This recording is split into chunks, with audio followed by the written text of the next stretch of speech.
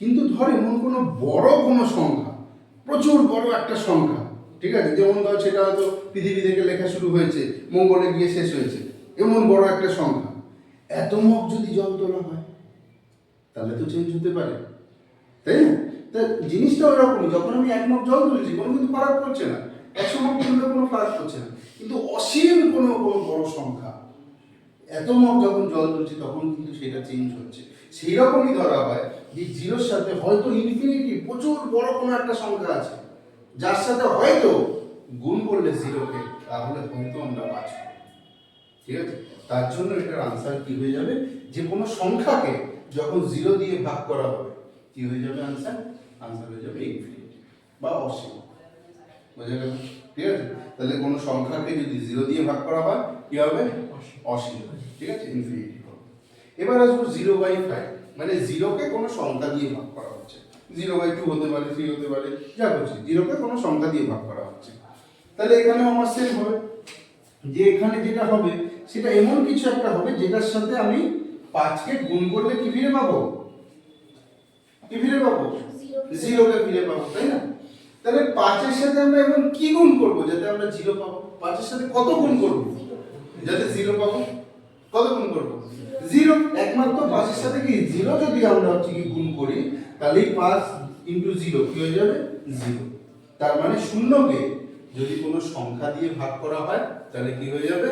Zero হয়ে যাবে answer, ঠিক আছে? তাহলে কি বললাম প্রথমটা, কোনো সংখ্যাকে যদি জিরো দিয়ে ভাগ করা হয় কি হবে? ইনফিনিটি হবে। যদি হচ্ছে কি জিরোকে কোনো সংখ্যা দিয়ে ভাগ করা হয় তাহলে কি হয়ে যাবে? জিরো হয়ে যাবে। এবং লাস্টটা নিয়ে আসবো যে 0/0 কি হবে?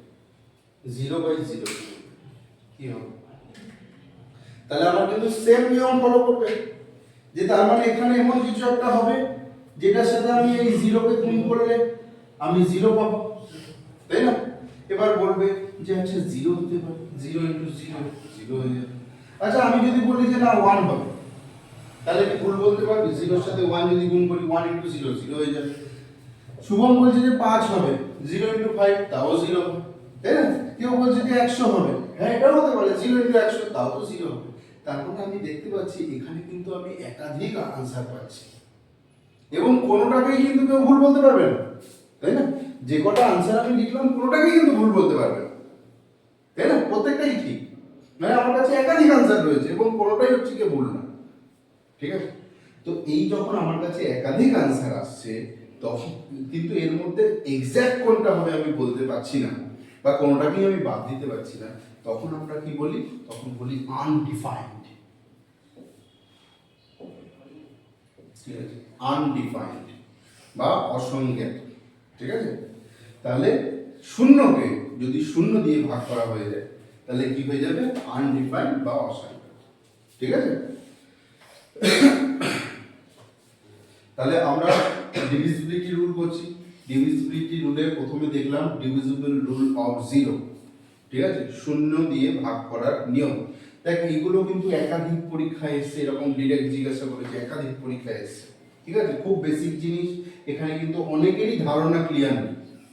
ইভেন এখানে কিন্তু এই যে 0/0 এটা কিন্তু আমাকে ইন্টারভিউতে জিজ্ঞাসা করেছিল, ঠিক আছে? সাব ইন্সপেক্টর অফ ফুডের ইন্টারভিউতে আমাকে কিন্তু জিজ্ঞাসা করেছিল এটা, ঠিক আছে? তো বেসিক জিনিস, ঠিক আছে? তাহলে ডিভিজিবিলিটি রুল অফ জিরো দেখলাম, এখানে তিনটে জিনিস দেখলাম। একটা কি, প্রথমে যদি কোনো সংখ্যাকে জিরো দিয়ে ভাগ করা হয় তাহলে কি হয়ে যাবে? তাহলে আনসার হবে ইনফিনিটি। যদি জিরোকে কোনো সংখ্যা দিয়ে, যে কোনো সংখ্যা দিয়ে যদি ভাগ করা হয় আনসার কি হয়ে যাবে? আনসার হয়ে যাবে জিরো। এবং জিরোকে যদি জিরো দিয়ে ভাগ করা হয় তাহলে আমার আনসার কি হবে? আনডিফাইন্ড, ঠিক আছে, বা অসংজ্ঞাত। আনডিফাইন্ড বা অসংজ্ঞাত। ক্লিয়ার? ক্লিয়ার কিনা বলো?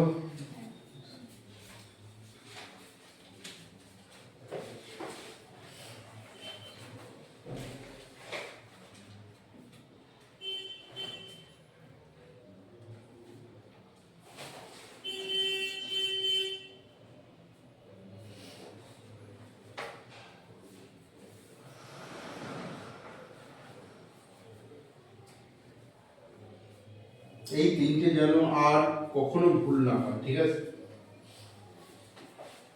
একদম আমার ভাবের যে বেসিক নিয়ম আছে সেই বেসিক নিয়ম হচ্ছে কি মাথায় রাখবো, জাস্ট যদি কখনো ভুলেও যাবে তার জন্য আমি বের করতে পারবো, ঠিক আছে?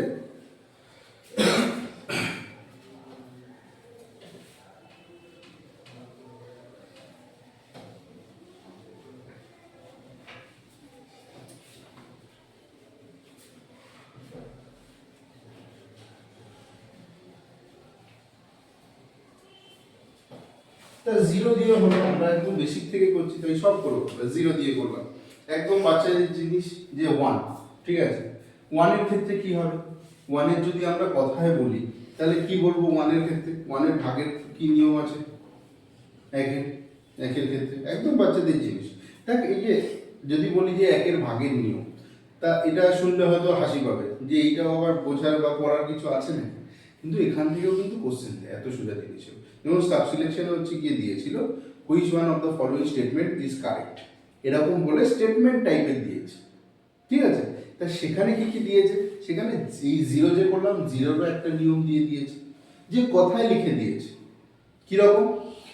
হয়তো এরকম বলছে যে প্রত্যেকটি সংখ্যা জিরো দিয়ে ভাগ যায়, কিন্তু জিরোকে প্রত্যেকটি সংখ্যা দিয়ে ভাগ যায় না, এরকম ভাবে লিখে দিয়েছে যে এটা কি ঠিক নাকি ভুল, এরকম দিয়েছে।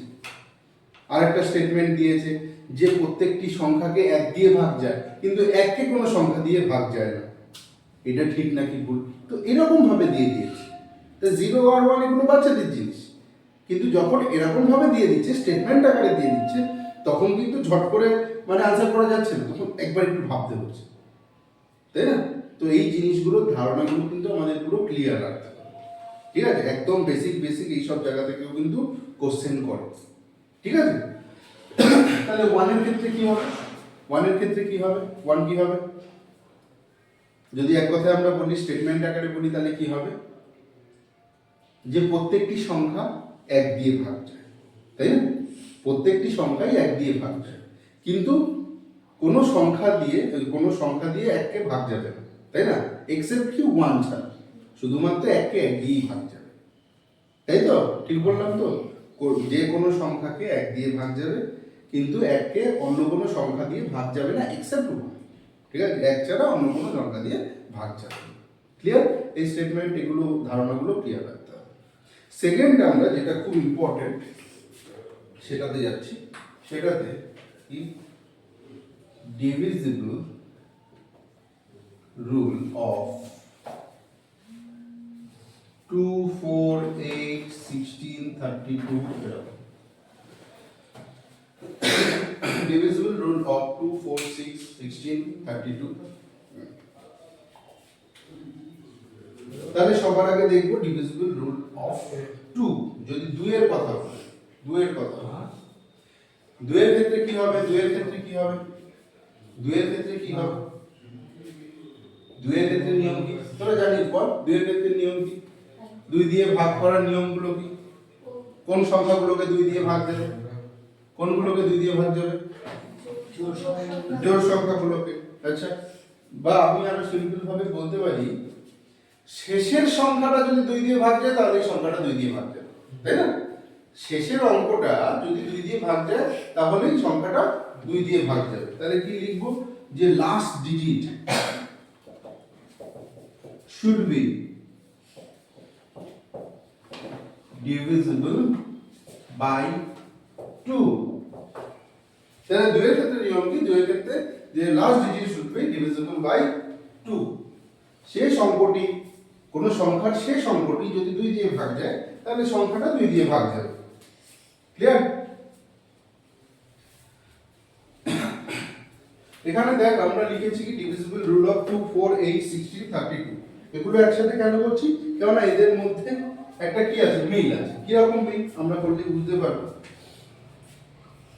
যেমন পরেরটা যদি আমরা বলি যে এরপরে শিখবো 4।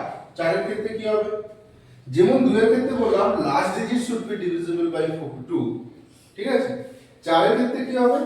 Last 2 digit, last 2 digit. একটু ভালো করে মনে করে দেখ, আগের দিন যখন ইউনিট ডিজিট করছিলাম তখন কিন্তু আমরা এটা শিখেছিলাম 4 এর নিয়মটা, তাই না? যে 4 এর ক্ষেত্রে কি হচ্ছে? শেষের দুটোকে ভাগ করলেই হবে। কোনো অঙ্কের, কোনো সংখ্যার শেষের দুটো অঙ্ককেই 4 দিয়ে ভাগ করলে হবে। the last two digit should be divisible by 4. কোন সংখ্যা শেষ অঙ্ক দুটি যদি 4 দিয়ে ভাগ যায় তাহলে সংখ্যাটি 4 দিয়ে ভাগ যাবে।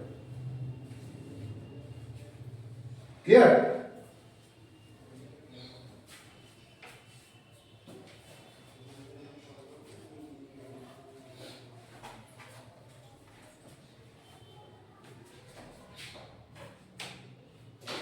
যেমন আমরা দুইয়ের ক্ষেত্রে হচ্ছে গিয়ে বলছি, দুইয়ের ক্ষেত্রে ধরে রাখো যে বললাম যে 772, এটা কি 2 দিয়ে ভাগ যাবে? 2 দিয়ে ভাগ যাবে এটা সংখ্যাটা? এই সংখ্যাটা 2 দিয়ে ভাগ যাবে? অবশ্যই ভাগ যাবে। আমরা কি দেখবো? 2 দিয়ে নিয়ম কি ছিল? লাস্ট ডিজিট কি আছে? 2 আছে। 2 কে 2 দিয়ে ভাগ যায়, তাহলে 2 দিয়ে ভাগ যাবে। ঠিক আছে?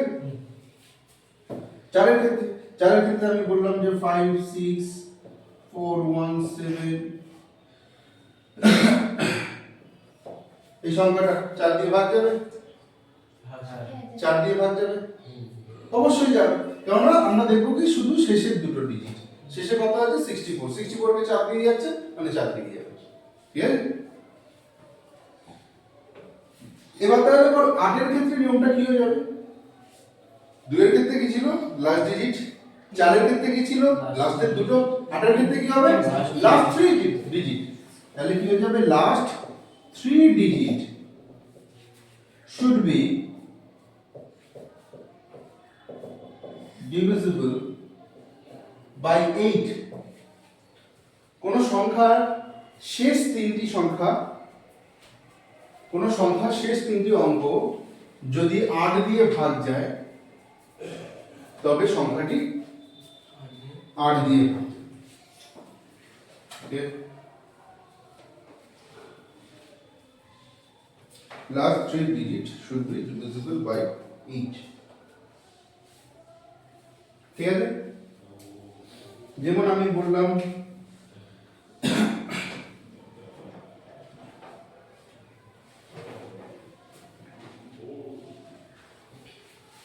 সংখ্যাটা 8 দিয়ে ভাগ যাবে? সংখ্যাটা 8 দিয়ে ভাগ যাবে? অবশ্যই যাবে। 8 দিয়ে? অবশ্যই। কারণ লাস্টের এই তিনটে কি 8 দিয়ে ভাগ যাচ্ছে। ঠিক আছে? তাহলে এবার বল যে 16 এর ক্ষেত্রে নিয়ম কি হবে? Last 4 digit should be divisible by কত? 16। 16 দিয়ে ভাগ দিতে হবে। লাস্টের চারটি অঙ্ক কোন সংখ্যার লাস্টের শেষের চারটি অঙ্ক যদি 16 দিয়ে ভাগ যায় তবে সংখ্যাটি 16 দিয়ে ভাগ যাবে। তাহলে ধর কখনো এরকম আমাদের বের করতে হলো যে কোনো একটা সংখ্যা দিল, বললো যে 8 দিয়ে ভাগ করলে অবশিষ্ট কত আসবে। কোনো একটা সংখ্যা দিল, বললো যে 8 দিয়ে ভাগ করলে অবশিষ্ট কত আসবে। তাহলে আমরা কি করব? 8 দিয়ে ভাগের কথা বলছে, তার মানে আমরা কি করব? শেষের তিনটেকে 8 দিয়ে ভাগ করব। যদি 8 দিয়ে ভাগ মিলে যায় তাহলে তো সংখ্যাটা পুরোপুরি মিলে যাচ্ছে, পুরোপুরি ভাগ চলে যাচ্ছে, মানে রিমাইন্ডার অবশিষ্ট কত হবে? 0। আর যদি না মেলে যেটা অবশিষ্ট থাকবে সেটাই কি পুরো সংখ্যাটাকে ভাগ করলেও সেটাই অবশিষ্ট থাকবে। ঠিক আছে? শেষের তিনটেকে ভাগ করলে যা অবশিষ্ট থাকবে পুরো সংখ্যাটাকেও যদি ভাগ করা হয় অবশিষ্ট সেম থাকবে, রিমাইন্ডার সেম। ঠিক আছে? তাহলে 16 এর ক্ষেত্রে যাব। 32 এর ক্ষেত্রে কি হবে? Last 5 digit should be divisible by 50. Last 5 digits should be divisible by 50.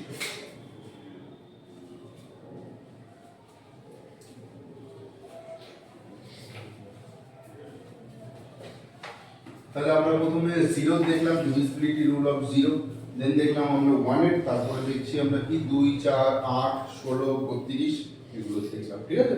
তাহলে একবার আমরা জিনিসটাকে আবার দেখে নিই যে 2 এর ক্ষেত্রে কি লাস্ট ডিজিট, 4 এর ক্ষেত্রে লাস্টের দুটো 4 দিয়ে ভাগ দিতে হবে, 8 এর ক্ষেত্রে লাস্টের তিনটে 8 দিয়ে ভাগ দিতে হবে, 16 লাস্টের চারটে, আর 32 শেষে 5টা। ঠিক আছে? ক্লিয়ার? এখান থেকে কিন্তু আমি যে ডিভিজিবিলিটি রুল আজকে করাচ্ছি নেক্সট দিন কিন্তু এটার উপরে আমরা কোশ্চেন আনসার সলভ করব, ঠিক আছে? তাই ভালো করে কিন্তু এটুকু মাথায় রাখতে এগুলোকে।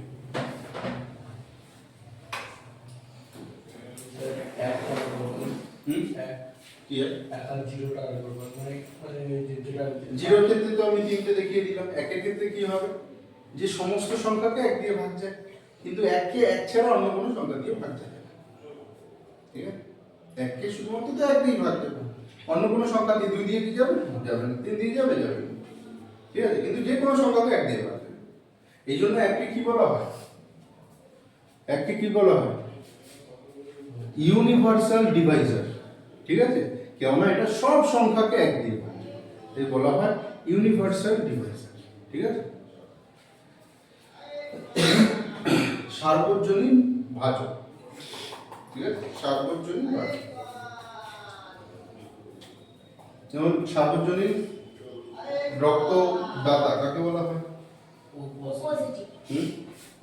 সেই অর্থে বলতে গেলে কিন্তু ও নেগেটিভ, ঠিক আছে? ও পজিটিভ কিন্তু ও নেগেটিভটা দিতে পারবে, ঠিক আছে? তোর পজিটিভ, আমারও পজিটিভ।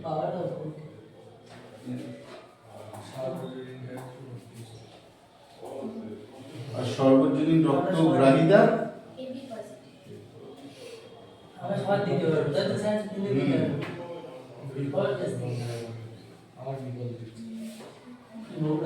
সর্বজনীন রক্ত দাতা হয়ে গেল পজিটিভ, আর গ্রহিতা কি এবি পজিটিভ,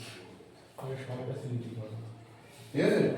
কে এবি না স্যার আমরা দিতে পারবো স্যার। এই জন্যই কাজ কিছু তৈরি করি। এবার দেখ, এই যে 2 আর 4 এর কথাটা বললাম, এখান থেকে একটা খুব সুন্দর কোশ্চেন এসেছিল, কিন্তু আমরা কোশ্চেনটার থেকেও বেশি এই কোশ্চেনটায় যে ভাবনাটা ধারণাটা রয়েছে সেইটার উপর হচ্ছে গিয়ে বেশি ধ্যান দেবো। যে